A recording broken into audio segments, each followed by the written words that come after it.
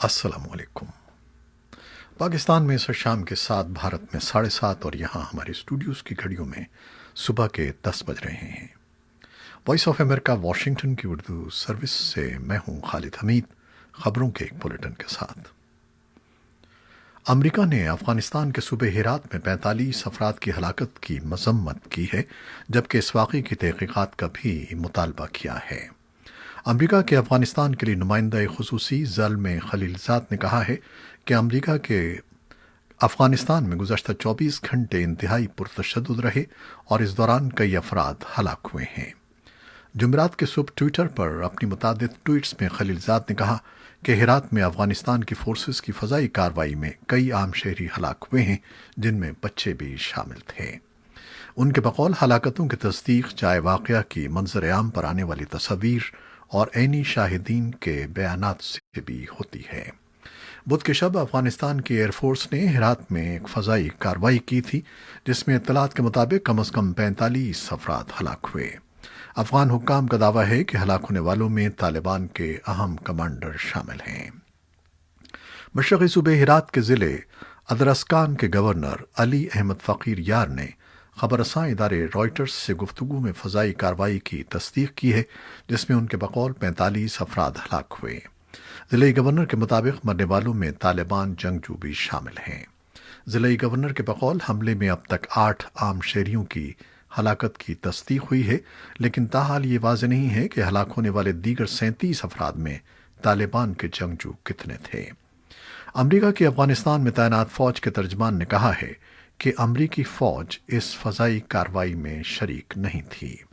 Voice of America کی Pashto service کی report کے مطابق افغانستان کے قائم مقام وزیر دفاع اسد اللہ خالد نے ایک اجلاس میں دعویٰ کیا ہے کہ وزارت دفاع کے پاس ایسی ویڈیو موجود ہے جس میں واضح نظر آ رہا ہے کہ طالبان اس مقام پر موجود ہیں۔ دوسری جانب طالبان کے ترجمان قاری محمد یوسف نے دعویٰ کیا ہے کہ حملے کے مقام پر وہ طالبان موجود تھے جو حالیہ دنوں میں افغانستان کی جیلوں سے رہا ہوئے تھے۔ ہرات کے گورنر کے ترجمان جیلانی فرحاد نے بتایا ہے کہ اطلاعات سے واضح ہوتا ہے کہ کئی نامی گرامی طالبان کمانڈر اس مقام پر موجود تھے۔ انہوں نے دعویٰ کیا کہ یہ کمانڈر سرکاری املاک پر حملوں کی منصوبہ بندی کر رہے تھے۔ افغانستان کے قومی سلامتی کے مشیر حمداللہ محب نے طالبان سے کہا ہے کہ وہ اپنے ملک میں واپس آئیں اور غیر ملکی انٹیلیجنس ایجنسی کے لیے کام کرنا چھوڑ دیں۔ انہوں نے کہا کہ طالبان قیادت کے لیے یہ بات باعث ندامت ہے کہ ان کے بچے پاکستان کے مختلف شہروں میں تعلیم حاصل کر رہے ہیں اور وہ افغان بچوں کو خود اپنے ہی ملک کا ڈھانچہ تباہ کرنے پر اکسا رہے ہیں۔ وہ افغان وزارت دفاع میں ایک تقریب سے خطاب کر رہے تھے جس میں امریکی افواج کے کمانڈر جنرل اسکاٹ ملر بھی موجود تھے۔ حمداللہ محب نے مزید کہا کہ اگر قیام امن کا معاہدہ طے نہیں ہوتا تو طالبان کو اس سال کے دوران شکست دے دی جائے گی۔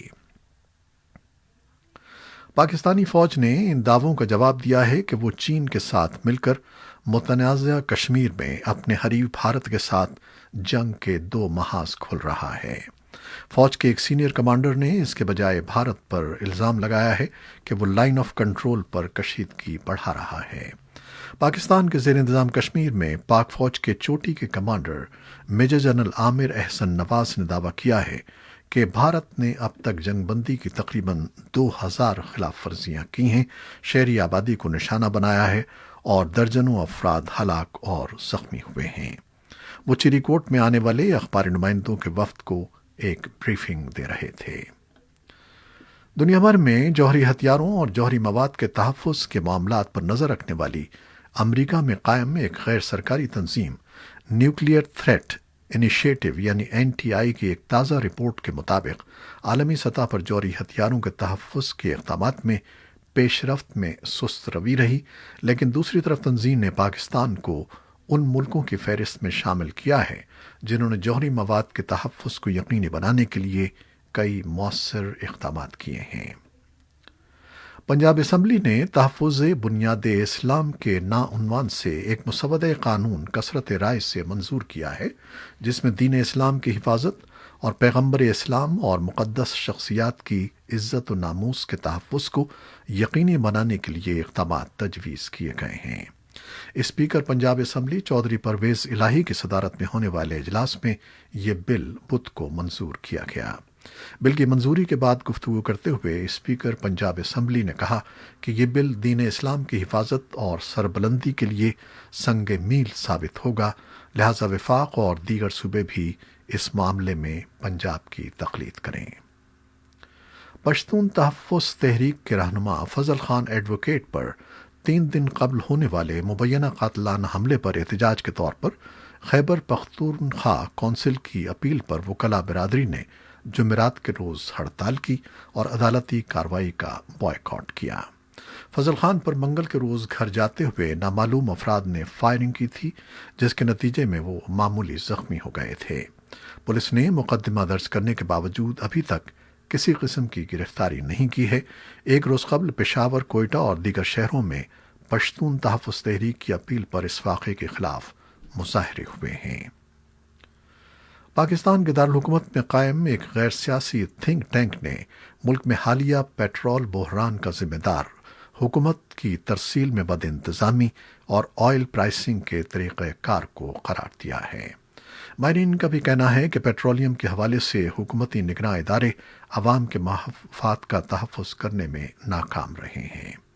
وزیر اعظم عمران خان نے پیٹرولیم بحران کی تحقیقات کا اعلان کیا تھا، تاہم اس حوالے سے کمیٹی کا قیام تاحال عمل میں نہیں آ سکا ہے۔ اور اب کرونا وائرس کی صورتحال کے بارے میں خصوصی خبریں۔ بھارت میں 1000 سے زیادہ اموات اور 45,000 سے زیادہ کیسز رپورٹ ہوئے ہیں۔ ایک روز کے دوران اموات اور کیسز کی یہ سب سے زیادہ تعداد ہے۔ امریکہ کی ریاست کیلیفورنیا میں کورونا کیسز کی تعداد نیو یارک سے زیادہ ہو گئی ہے۔ نیو یارک کو امریکہ کی سب سے زیادہ متاثرہ ریاست قرار دیا جاتا تھا۔ آسٹریلیا کی ریاست وکٹوریہ کے شہر میلبرن میں ماسک پہننے کو لازم قرار دے دیا گیا ہے۔ لاطینی امریکہ کے ملکوں میں کورونا کیسز کی تعداد 40 لاکھ سے زیادہ ہو گئی ہے۔ پاکستان میں گزشتہ 24 گھنٹوں میں 32 اموات اور 1763 افراد میں وائرس کی تشخیص ہوئی ہے۔ میکسیکو کے صدر نے ماسک پہننے کو غیر ضروری قرار دے دیا ہے۔ دنیا بھر میں کورونا وائرس کے کیسز کی مجموعی تعداد 1.5 کروڑ سے زیادہ ہو گئی ہے۔ افغانستان کی وزارت صحت کے مطابق ملک میں کورونا وائرس کے مریضوں کی کل تعداد 35,928 ہے، جبکہ گزشتہ 24 گھنٹوں میں 201 نئے کیسز سامنے آئے ہیں۔ وائرس سے اب تک ہونے والی اموات کی تعداد 1,211 ہے۔ کابل کورونا وائرس کے کیسز کے اعتبار سے ملک میں بدستور سر فہرست ہے، جس کے بعد ہرات، بلخ، ننگرہار اور قندھار کا نمبر آتا ہے۔ آسٹریلیا میں کورونا وائرس کا دوسرا بڑا مرکز بننے والے شہر میلبرن میں ماسک پہننے کو لازمی قرار دینے والا قانون آج سے مؤثر ہو گیا ہے۔ 50 لاکھ آبادی کے اس شہر میں کورونا وائرس کے پھیلاؤ کو کنٹرول کرنے کے سلسلے میں اختیار کیے گئے اقدامات میں یہ حالیہ ترین اقدام ہے۔ اس قانون کے تحت 12 سال سے زائد کسی بھی شخص کو عوامی مقامات پر فیس ماسک کے بغیر دیکھا گیا تو اسے $143 جرمانہ عائد کیا جائے گا، اور اپنے ملازمین کے لیے ماسک پہننے کی حوصلہ شکنی کے مرتکب ہونے والے آجروں کو $7,000 جرمانہ کیا جائے گا۔ امریکہ کی جان ہاپکنز یونیورسٹی کے اعداد و شمار کے مطابق آسٹریلیا میں کورونا وائرس کے مریضوں کی تعداد 13,306 اور اموات 133 تک پہنچ چکی ہیں۔ ادھر امریکہ میں بدھ کے روز مسلسل دوسرے دن اس وائرس سے 1,000 سے زیادہ ہلاکتیں ہوئی ہیں۔ امریکہ کی ریاست کیلیفورنیا میں کورونا مریضوں کی تعداد 4,22,000 اور نیو یارک میں 4,13,000 ہے۔ امریکی صدر ڈونلڈ ٹرمپ نے بدھ کے روز اعلان کیا کہ ان کی حکومت ملک بھر میں موجود نرسنگ ہومز میں طبی ساز و سامان اور تربیت کے لیے مزید $5 ارب کی رقم فراہم کرے گی۔ امریکہ کے صدر ڈونلڈ ٹرمپ نے نسلی امتیاز کے خلاف ملک میں جاری پرتشدد احتجاج روکنے اور امن و امان کی صورتحال پر قابو پانے کے لیے آپریشن لیجنڈ کو کئی شہروں تک پھیلانے کا اعلان کیا ہے۔ وائٹ ہاؤس میں بدھ کو بریفنگ کے دوران صدر ٹرمپ نے کہا کہ وہ پرتشدد احتجاج کو روکنے کے لیے وفاقی سیکیورٹی اہلکاروں کو متاثرہ ریاستوں میں تعینات کریں گے۔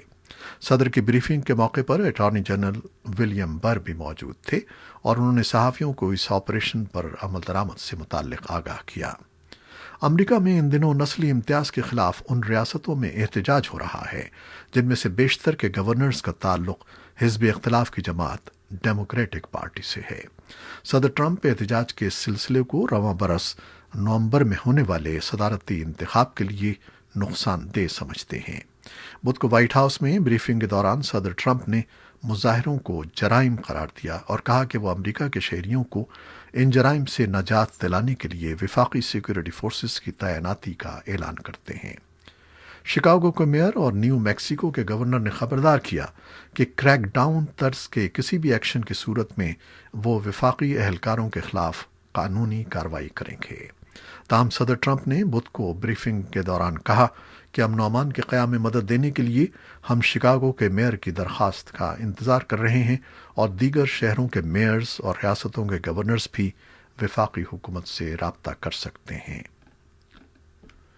امریکہ کے ایوان نمائندگان نے کیپٹل ہل کی عمارت میں نصب امریکہ میں غلامی کی حمایت کرنے والی تاریخی شخصیات کے مجسمے ہٹانے کا بل منظور کر لیا ہے۔ ڈیموکریٹس کے اکثریتی ایوان میں اس بل پر بدھ کو ووٹنگ ہوئی۔ بل میں غلامی کی حمایت کرنے والی شخصیات اور امریکہ میں 19ویں صدی میں ہونے والی خانہ جنگی کے دوران کنفیڈریٹ ریاستوں کے رہنماؤں کے مجسمے کانگریس کی عمارت سے ہٹانے کا مطالبہ کیا گیا ہے۔ ایوان نمائندگان میں ووٹنگ کے دوران بل کی حمایت میں 301 ووٹ پڑے جبکہ 113 اراکین نے بل کی مخالفت میں ووٹ ڈالا۔ بل کی حمایت کرنے والوں میں 72 ریپبلکن ارکان بھی شامل تھے جن میں سے کئی قدامت پسند نظریات کے حامل ہیں۔ یہ بل اب امریکی سینٹ میں پیش کیا جائے گا، لیکن تاحال یہ واضح نہیں ہے کہ آیا سینٹ میں ریپبلکن کے اکثریتی رہنما مچ میکونل اس بل پر ووٹنگ کرائیں گے یا نہیں۔ اگر یہ بل منظور ہو جاتا ہے تو کیپٹل ہل کی عمارت کے مرکزی ہال میں نصب کم از کم 10 مجسمے ہٹا دیے جائیں گے۔ امریکہ میں غلامی کی تاریخ رکھنے والی شخصیات کے مجسموں کو ہٹانے کا مطالبہ جارج فلائیڈ کی موت کے بعد ہونے والے مظاہروں سے زور پکڑ رہا ہے۔ سیاہ فام شہری کی ہلاکت کے بعد سے امریکہ میں نسل پرستی کے خلاف بلیک لائیوز میٹر کے نام سے چلنے والی تحریک زور پکڑ رہی ہے، جس کے مطالبات میں غلامی کی تاریخ سے جڑی جن شخصیات کے مجسمے ہٹانا بھی شامل ہے۔ امریکی فوج نے کہا ہے کہ صومالیہ کے پہاڑی علاقے پٹلینڈ میں کیے جانے والے فضائی حملے میں داعش کے حامی 7 عسکریت پسند ہلاک ہو گئے ہیں۔ منگل کو وائس آف امریکہ کی صومالی سروس نے اس فضائی حملے کی خبر دی تھی۔ مقامی حکام اور عینی شاہدین نے وائس آف امریکہ کو بتایا کہ پٹلینڈ کی علاقائی فورسز نے بوساوو کے جنوب مشرق میں 140 کلومیٹر کے فاصلے پر واقع پہاڑی علاقوں میں چھپے ہوئے عسکریت پسندوں کے ٹھکانوں پر زمینی فوجی کارروائی کی تھی۔ بدھ کو امریکی افریقی کمانڈ نے کہا کہ یہ فضائی حملہ عسکریت پسندوں کے اس حملے کے جواب میں کیا گیا ہے جو اتحادی افواج کے خلاف کیا گیا تھا۔ یہ تھیں وہ خبریں جو فیس بک لائیو پر ہم نے آپ کے لیے پیش کی۔ ہماری ویب سائٹ اور یوٹیوب پر یہ بلیٹن پوسٹ کر دیا جاتا ہے جسے آپ بعد میں بھی دیکھ سکتے ہیں۔ خالد حمید کو اب اجازت دیجیے گا۔ اللہ حافظ۔